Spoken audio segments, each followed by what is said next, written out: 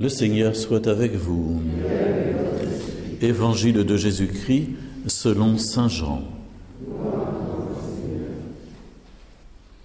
Au commencement était le Verbe, et le Verbe était auprès de Dieu, et le Verbe était Dieu.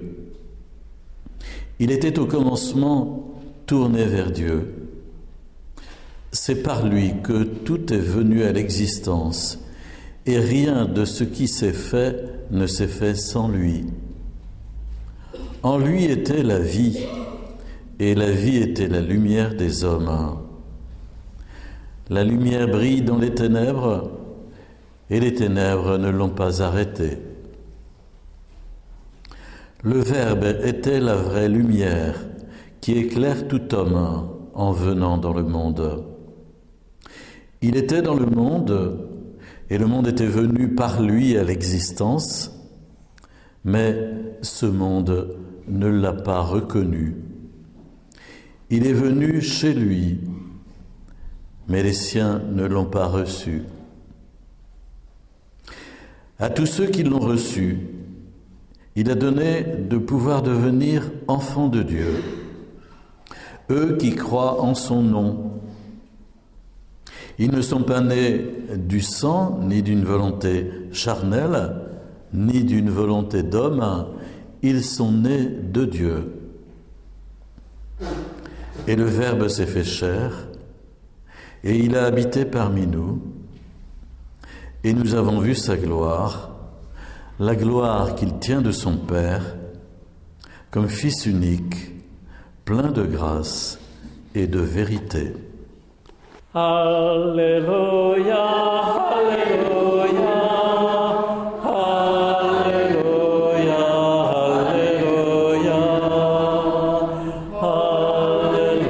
Alléluia, Alléluia, Alléluia.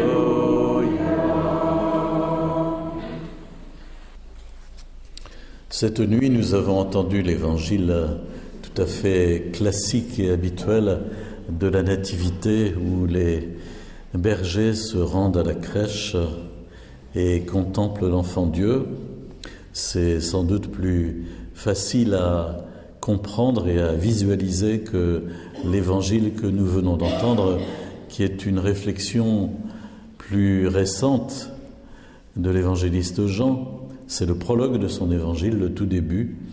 Et c'est une réflexion qui a mûri, où après avoir passé 3 ans de compagnonnage auprès de Jésus, et après avoir attendu quelques,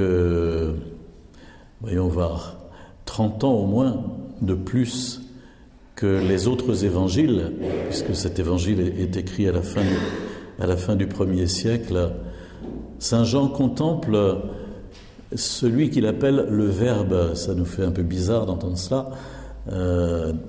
Dans le texte grec, c'est le logos, le Verbe, la parole. Et il nous dit que cette parole est éternelle, elle est préexistante, elle existait avant, et que le monde a été créé par le Verbe. Il était au commencement auprès de Dieu, dit-il, et c'est par lui que tout est venu à l'existence. Autrement dit, il affirme que Dieu, Trinité, est créateur, le Père par le Fils dans l'Esprit. Et que ce petit enfant qu'on peut contempler à la crèche, et la liturgie alors nous donne ce passage de Saint Jean comme évangile de Noël, le petit enfant qu'on peut contempler à la crèche, c'est la parole éternelle, le Fils éternel du Père, qui est le Créateur.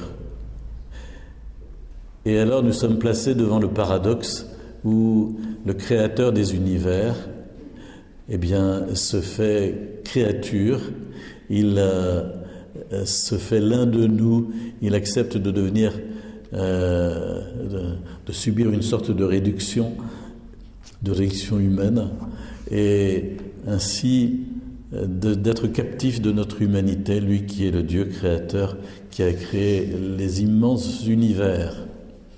C'est quelque chose de tout à fait vertigineux, mais nous célébrons à Noël un mystère qui nous dépasse totalement. En même temps, il est tellement accessible pour nous que la fête de Noël est peut-être plus simple que la fête de Pâques. Et contempler un enfant dans une crèche, c'est simple. Nous dire que cet enfant est Dieu, ça suppose vraiment un acte de foi. Qu'il est le Fils de Dieu, l'un de la Trinité, encore plus. Et qu'il vient pour se rendre proche, nous dire l'amour du Père, du Fils et de l'Esprit et nous attirer dans la gloire du Père éternellement, nous conduire jusqu'au Père. Il est le bon berger qui vient nous chercher. Alors Saint Jean va écrire « Le Verbe s'est fait chair ». Et il a dressé sa tente parmi nous. On traduit en meilleur français, il a habité parmi nous. Mais dans le grec, c'est il a dressé sa tente parmi nous. Et ça rappelle le nomadisme du désert, lorsque la tente de la rencontre qui contenait les tables de la loi, faisait son chemin avec les Hébreux jusqu'à passer en terre promise. Il est avec nous, il nous accompagne sur notre chemin. Le Verbe s'est fait chair, il a dressé sa tente parmi nous, et nous avons vu sa gloire, la gloire qu'il tient de son Père, comme Fils unique.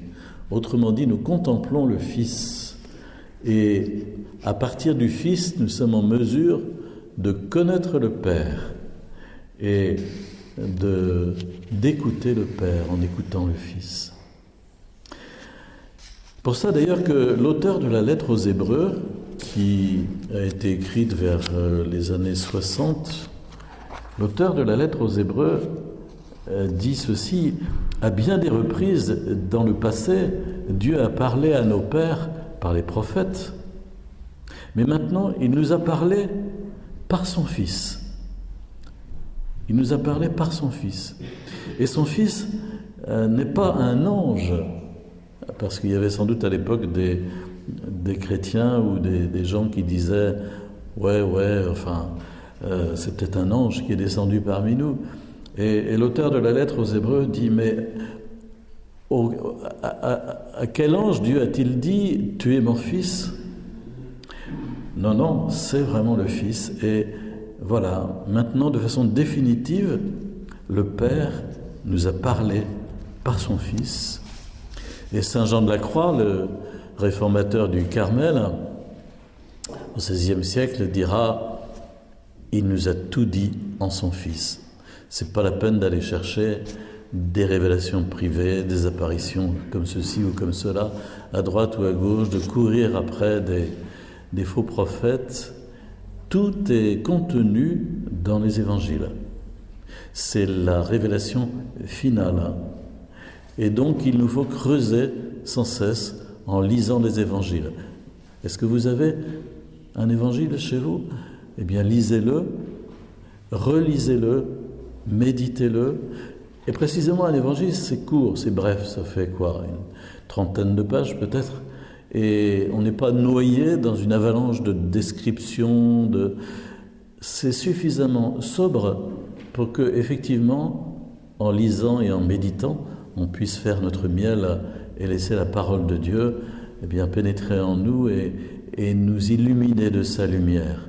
Nous avons besoin de cette nourriture parce qu'on vit dans un monde très médiatique et très bruyant où sans cesse on nous matraque de toutes sortes de nouvelles, plutôt des mauvaises que des bonnes, et où nous subissons ainsi un pilonnage constant.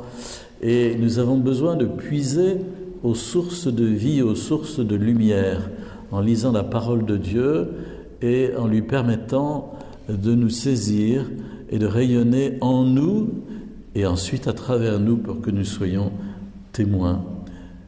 Le Verbe s'est fait chair, il a demeuré parmi nous, il a demeuré en chacun de nous. Il veut demeurer en chacun de nous et à travers nous atteindre les autres, nous établir comme témoins. Vous avez entendu comment Jean nous dit à tous ceux qui l'ont reçu par la foi, il a donné de pouvoir devenir enfants de Dieu. eux qui croient en son nom. Ils ne sont pas nés du sang, ni d'une volonté charnelle, ni d'une volonté d'homme, ils sont nés de Dieu. Nous sommes nés de Dieu en croyant en Jésus. Nous devenons enfants de Dieu. C'est aussi ce que nous célébrons en ce jour de Noël.